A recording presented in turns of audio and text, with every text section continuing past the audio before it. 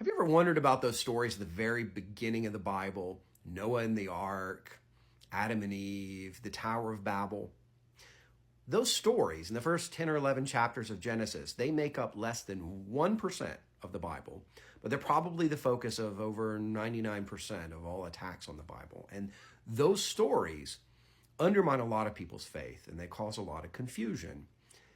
I'm Dr. Stephen Mitchell. I'm a Christian. I grew up in a small Mississippi swamp town, complete with alligators.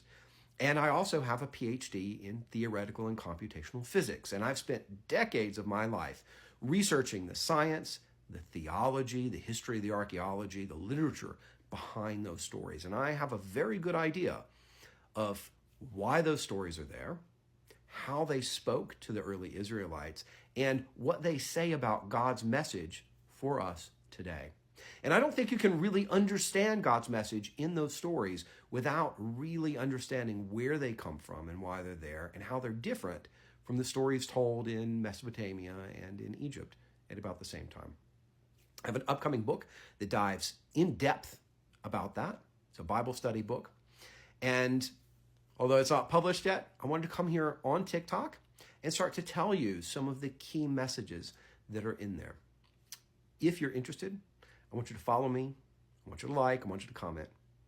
Thank you for all your support.